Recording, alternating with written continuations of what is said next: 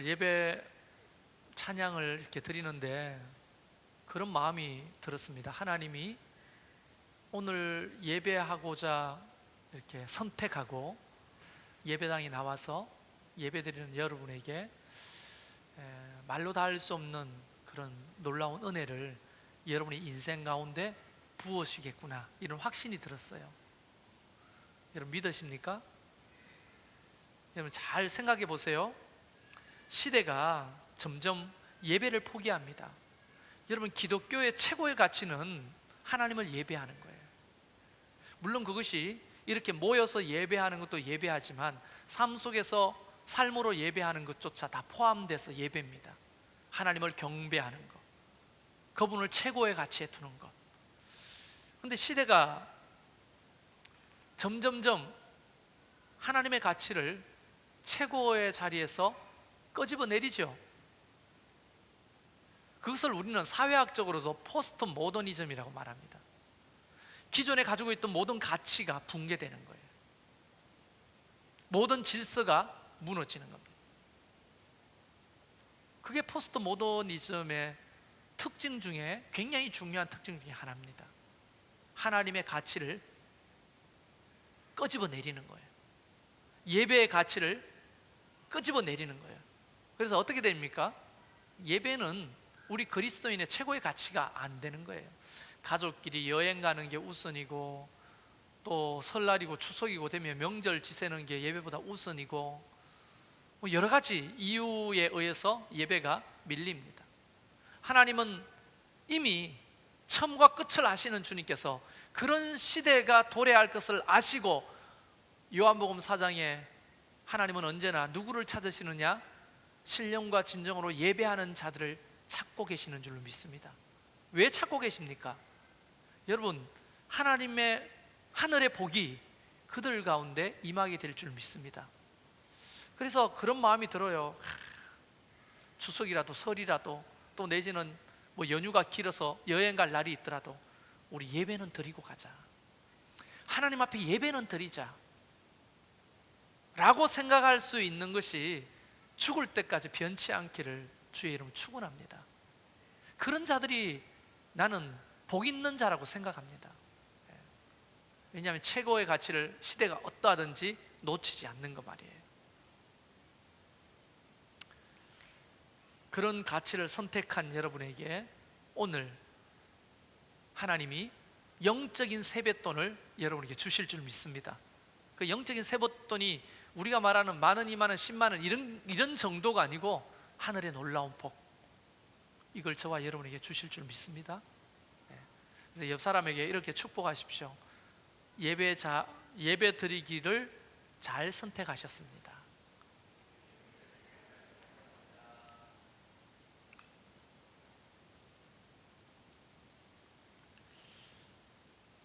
오늘 본문 말씀 속에 마태복음 25장 1절부터 13절을 읽었지만 사실은 예수님의 설교의 한 토막입니다. 그러니까 이 설교가 어떻게 시작됐는지를 보려면 마태복음 24장을 보아야 합니다. 예수님께서 제자들과 감람산에 올라오셨을 때 제자 한 사람이 이렇게 묻습니다. 주님, 마지막 때에는 어떤 일이 벌어지겠습니까?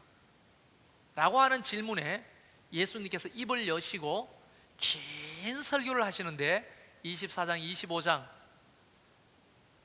이 설교는 설교의 제목이 붙어 있습니다. 별명이 종말장이죠. 종말장.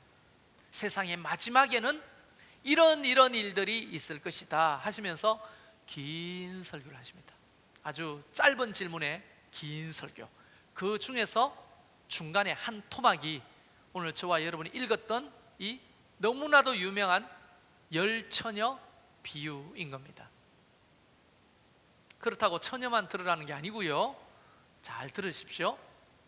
모두가, 우리는 하나님 앞에 하나님의 말씀을 받을 때는 그 성경의 주인공이 되었다 생각하고 듣는 게 중요합니다. 예수님께서 이렇게 시작합니다.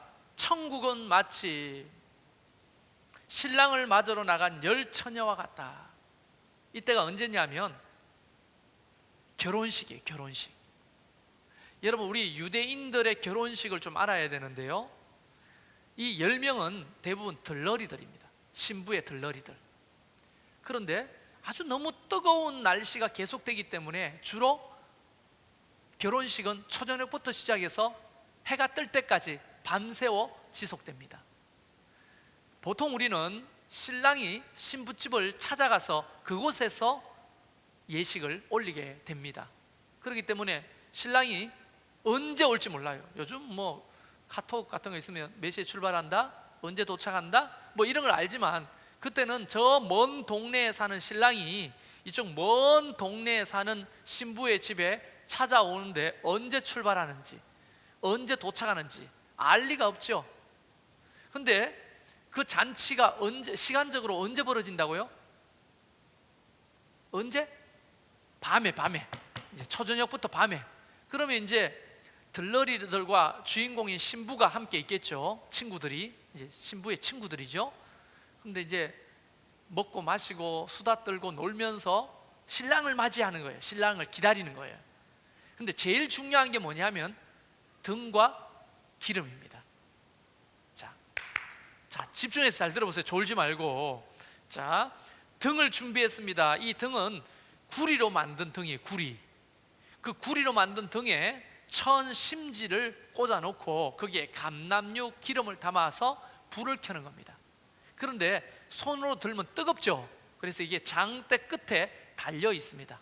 물론 등의 모양은 여러 가지가 됩니다만은, 그런데 나무 끝에 달려 있는 이 등을 불을 켜고 이제 신랑을 맞이하는 거예요. 이 등은 어디에 필요할까요? 물론 어둠을 밝히는 데 필요하지만 신랑이 왔습니다. 그때 당시에는 맞선을 옛날에 보고 연애하고 결혼하는 게 아니에요. 신랑을 또 신부를 한 번 봤으면 많이 봤어. 그래서 얼굴 잘 몰라요. 그런 일 비일비재했습니다. 옛날도 마찬가지죠. 아버지들끼리 우리 딸 아들 혼인시키자 하고는 장성할 때까지 한 번도 안 보고 첫날 밤에 처음 만나는 부인들도 있었으니까. 지금부터 뭐 2000년 전에 유대인의 문화도 우리와 다를 바가 없습니다. 근데 제일 중요한 건 뭐냐면 신랑이 와서 신부를 알아보는 게 중요해요. 밤에. 지금 고향 가신 거예요? 여기 계신 거예요? 듣고 계시죠? 네. 자, 보세요. 등을 딱 여기 불을 펴가지고 이게 무슨 기능을 하느냐면, 처녀들은 잘 들어야 돼요. 요 등을 딱 불을 피잖아요. 이걸 왜 준비해야 되냐고. 나랑 몽골 가봤죠. 몽골 밤에 캄캄합니다. 불빛 하나 없습니다. 요 등은 후레쉬처럼 LED 등처럼 밝은 게 아니에요. 처녀의 얼굴 하나 비출 정도의 빛밖에 안 나는 겁니다. 신랑이 왔을 때 불을 켜고 내가 신부예요, 내가 신부예요 하고 얼굴을 비춰야 알아볼 거 아닙니까? 그리고 들러리들은요, 신랑 친구들이 때로 따라오거든요. 여러분, 그때 당시에 연애가 빈번하지 않기 때문에 그 신랑 들러리가 또 신부 들러리를 보고 찜하는 거예요. 연애를 하는 거예요. 그러니까 신부들은 시집 가려면 어떻게 해야 돼요? 등을 준비해가지고 신랑과 신랑의 친구들을 맞이할 수 있도록 자기 얼굴을 비칠 등을 준비해야 되는 거예요. 요만한 등에, 호롱불 같은 등에 신랑이 온다 하면 그걸 들고 이렇게 나가는 거예요. 들고 나가가지고 맞이하는 거예요. 얼굴을 이렇게 비치고, 신부는 내가 신부입니다 하는 것을 보이고, 들러리들은 나 처녀입니다, 날 좀 골라가세요 남자분들. 그래야 시집을 가는 거예요. 그런데 이 10명의 처녀들이 처음에는 좋았죠. 분위기가.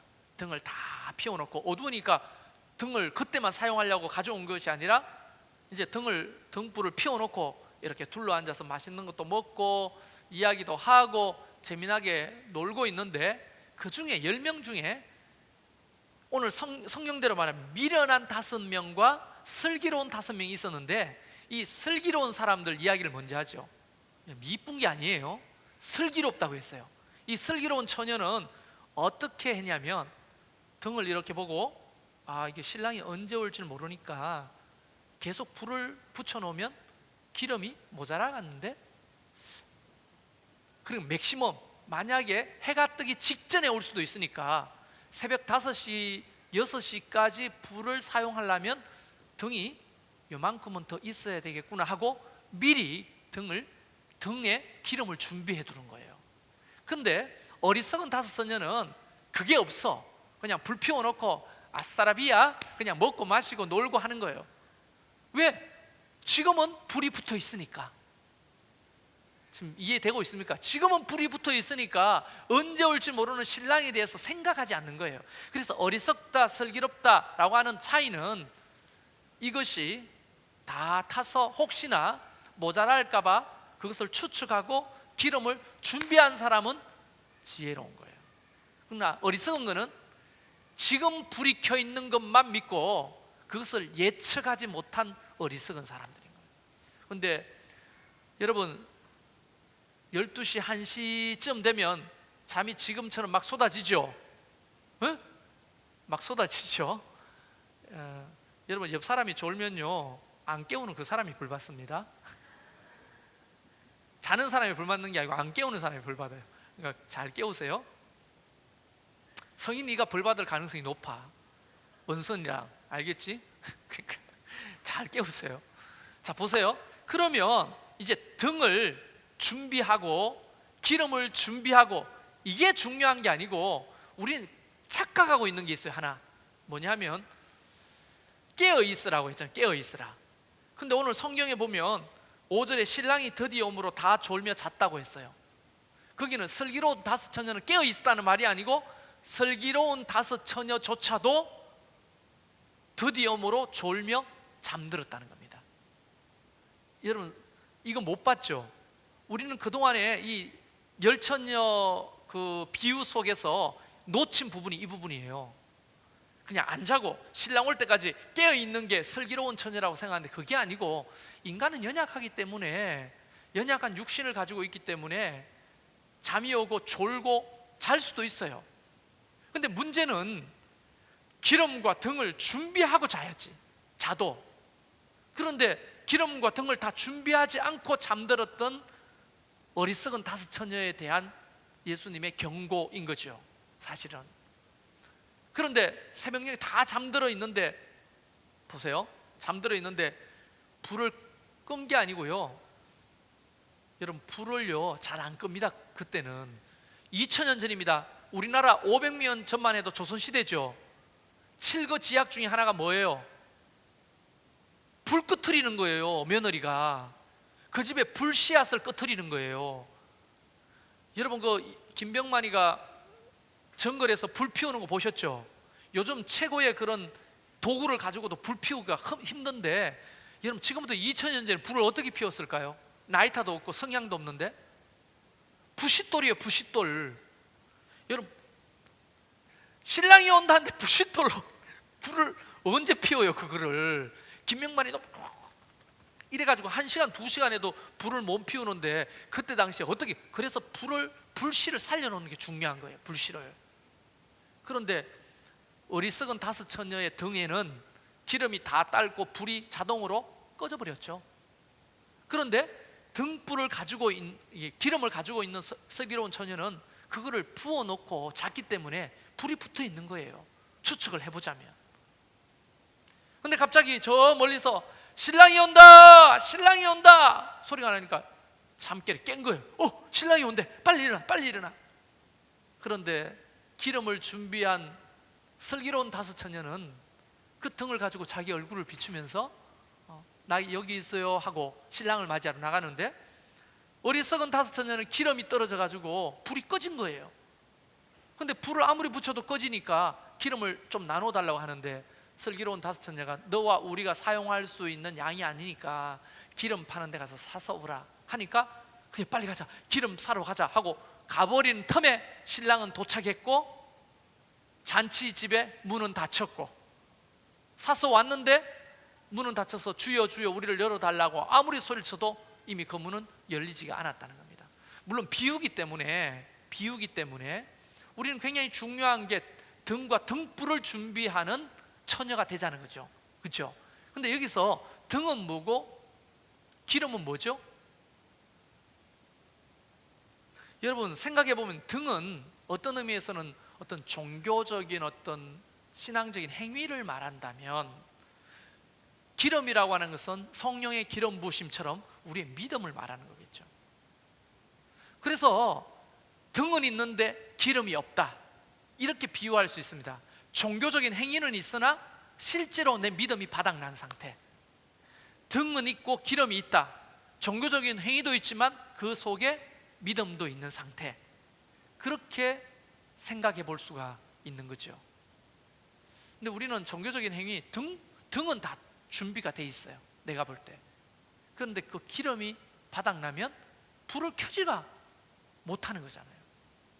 그래서 여러분에게 묻고 싶은 첫 번째 질문이, 여러분은 등과 기름을 잘 준비하고 계십니까?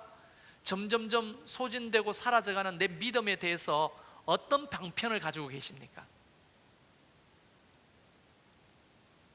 기름을 사러 간다면 누구에게 가야 됩니까? 여러분 성령의 기름 부으심이란 말 알잖아요. 성령께 우리가 요청하고 성령을 의지하고 성령에게 기도하지 아니하면 그 믿음의 기름이 채워지지를 않는 거죠. 저는 우선 우리의 등에 기름이 남아있는지를 먼저 잘 보아야 한다고 생각합니다. 우리 청년들에게 묻겠습니다. 여러분의 등에 기름이 얼마나 남아있어요? 네, 예언이가 한 방울이라고 말했어요. 한 방울. 그럼 기름을 사야 되겠네. 어디서 사죠? 기름을? 아니 한 방울 남았는데 곧 꺼질 텐데, 신랑을 맞이할 수 없이 꺼질 텐데 그 기름을 어디에서 사야 되냐고. 내버려 두면 알아서 채워져요? 아니잖아요. 그래서 우리는 사실 우리 자신을 돌아볼 때 사람은 누구나 다 졸고 잠들 수 있습니다. 그 말은 육신이 연약하기 때문에 소진된다는 말이에요. 소진. 그래서 번아웃 될 수 있어요. 여러분의 믿음과 그런 열정과 열심이 계속 넘치는 게 아니라 소진될 수 있다는 겁니다. 그럴 때마다 우리 자신을 바라보면서 또 주님 앞에 구하고 믿음으로 나아가 성령의 기름 부으심을 받아야 그게 또 채워지는 거예요. 만약 그게 아니면 옛날에 끝났죠. 저도 이제 목사를 이렇게 하면서 정말 빠른 속도로 내 자신의 믿음이 소진되어 간다고 하는 걸 많이 경험하거든요. 여러 가지 스트레스 때문에도 그렇고 뭐 하여간 내 자신에 대한 그 실망, 또 내 자신의 실력의 어떤 한계, 뭐 이런 것들을 보면서 너무 이게 소진되죠. 소진되는데 소진될 때마다 그냥 내버려 두면 안 되고 어떻게 돼요? 그걸 채워야 되잖아요. 기름을 사서 채워야 되잖아요. 기름은 성령을 의미하는 거예요. 성령. 그 성령이 주시는 믿음을 의미하는 거예요. 그거를 채우는 행위가 없으면 곧 꺼지면 신랑을 맞이할 수가 없는 거예요. 그런데 많은 사람들이, 특히 청년들 잘 들으세요. 자꾸 기름이 소진되잖아요. 불이 꺼져갈라 하잖아요. 희미해지잖아요. 그러면 더 이상 기름을 구하지 않고 그냥 꺼트려 버리는 사람들이 있다는 거예요. 이게 너무 안타까운 거지. 여러분, 사람은 누구나 다 꺼져가는 거예요. 믿음이 날마다 막 이렇게 살아나는 게 아닙니다. 목사도 똑같은 거예요. 여러분 뒤에 전사님들 계시지만 언제나 뭐 성령 충만해가지고 뭐 모든 것들을 잘 감당하고 이런 사람이 아니에요. 우리도 똑같이 지치고 피곤하고 또 어떨 때는 내 자신에 대해 실망도 하고 또 스트레스도 받고 내 믿음이 자꾸만 소진돼가지고 불이 간달간달 꺼질랑 말랑 할 때도 있단 말이죠. 그럴 때마다 아차, 이러면 안 되겠다 싶어서 주님 앞에 엎드리고 기도하고 믿음을 구하고 성령을 구하고, 그런 작업들이 없으면 그냥 등만 있고 기름이 없는 상태로 목회하게 됩니다. 나는 그 직전까지 가봤어요. 아, 정말로 등만 가지고도 목회할 수 있겠구나. 기름 없어도. 성도들 속이기도 쉽고 내 자신을 속이기도 쉬워요. 이 입으로 나불거리는 설교도 쉽고요, 사역도 다 쉬워요. 기름 부심이 없어요. 그 가운데 하나님의 기뻐하시는 것도 없고 그냥 행위만 있는 거예요. 행위만, 등만 있는 거예요. 기름이 없고. 여러분, 그럴 때는요 위기인 겁니다. 그거는 생각해 보세요. 비유지만 등이 없다. 내 얼굴을 비춰서 내가 신부입니다 알려주지 않으면 신랑은 그 깜깜한 밤에 나를 신부로 택할 수가 없는 거예요. 그리고 신랑 들러리들이 따라왔을 때 나도 처녀입니다, 내 얼굴 봐주세요, 이거 못하면 시집도 못 가는 거예요. 그때는 인생의 심각한 문제를 경험하게 되는 거예요. 그래서 이 슬기로운 5 처녀는 짐작컨대 그들은 그곳에서 대부분 신랑의 친구들을 맞이해서 연애가 시작되고 이제 그 또한 신부로서 신랑을 맞이하는 등불을 준비하는 미래의 신부가 되는 일을 시작했을 거예요. 근데 나머지 문 밖에서 울고 있는 5명의 어리석은 사람들은 불을 꺼뜨리고 기름도 준비하지 않았기 때문에 문 밖에서 울며 이를 갈미 있을 것이다. 이게 성경의 증언입니다. 여러분은 기름이 얼마나 남았어요? 제가 스타일을, 우리 집 사람하고 제가 스타일이 다른데요, 저는요 운전을 가다가 빨간불이 기름이 없다는 경고등이 켜져도 30km는 더 갈 수 있어 하다가 차가 서본 적이 한두 번이 아니에요. 스타일이 그래요. 근데 우리 집 사람은 바늘이 절반만 떨어져도 만당 채워야 가는 거예요. 유원선도 비슷할 거야 아마. 그 유원선 집사 차를 제가 한번 보면 항상 만땅에 가까운 기름이 있어요. 어떻게 이렇게 만땅에 가까운 기름이 있지? 바늘이 반만 내려가면 불안해가지고 채우는 거예요. 여러분, 신앙은 이런 방식이 중요해요. 저처럼 하면 안 되는 거예요. 근데 여러분의 그 기름이 얼마나 있는지 확인도 안 하고 무작정 달리다 보면 여러분 소진되어 불이 꺼지고 신랑을 맞이할 수 없는 그런 비극을 경험하게 될 수 있다는 사실을 기억하십시오. 그래서 여러분의 등에 기름은 얼마나 준비되어 있나요? 이게 첫 번째 질문입니다. 많이 남았어요? 신랑 올 때까지 불을 밝힐 수 있을까요? 없다면 빨리 조치를 해야 되는 거예요. 두 번째는 그 신부가 어디에 속해 있었을까요? 이게 두 번째 질문입니다. 5명의 슬기로운 사람, 5명의 어리석은 사람 사이에 분명히 친구들이 같이 어울려 있을 거 아니에요. 그러면 5명의 슬기로운 친구들 사이에 있었다면 신부 또한 기름을 준비했을 겁니다. 야, 우리 기름 다 떨어지는데 미리 기름 준비해 놓자. 왜냐하면 신랑이 언제 올지 모르지만 그래도 새벽 5시까지는 해 뜨기 직전까지는 사용할 수 있는 양을 준비해야 되지 않겠어? 신부가 그렇네, 언제 올지 모르니까 나도 그러면 기름을 준비할래. 이렇게 해서 기름을 준비한 사람이 되을 거고, 만약 신부가 어리석은 5 친구 속에 포함되어 있다면 그냥 놀고 마신다고 정신없이 자기 기름이 얼마나 줄어가는지도 보지도 않고 그냥 놀다가 잠들어 버렸을 거예요. 이 신부는 신랑을 맞이하지 못했을 겁니다. 여러분은 어디에 포함되어 있어야 합니까? 여러분 주변에는 우리 같이 기도하자, 우리 함께 예배하자, 우리 함께 믿음으로 살아보자, 그래 우리 함께 또 믿음으로 한번 열심히 해보자, 이렇게 권면하고 또 영적으로 서로 이끌어가는 친구들이 많습니까? 아니면 어리석은 사람처럼 내 코가 석잔데 뭐 니는 네 알아서 살아라, 나는 내 알아서 살게 하다가 같이 등불이 꺼져가는 어리석은 사람 속에 포함되어 있습니까? 이게 두 번째 굉장히 중요한 질문이에요. 우리 청년들한테 물어보겠습니다. 청년부는 어떤 공동체인가요? 혹시 언니들이, 오빠가, 동생들이 여러분에게 우리 같이 기도해보자, 우리 살려보자, 청년부를 이번 수련회도 같이 가서 한번 기도해보자, 뭐 이런 분위기가 됩니까? 아니면 제가 가는지 안 가는지, 제가 왔는지 안 왔는지, 내 코가 석잔지면 내 기름이 떨어졌는데 뭐 네 기름까지 내가 신경 써야 되냐, 만약 이런 공동체면 소망이 없어지는 거예요.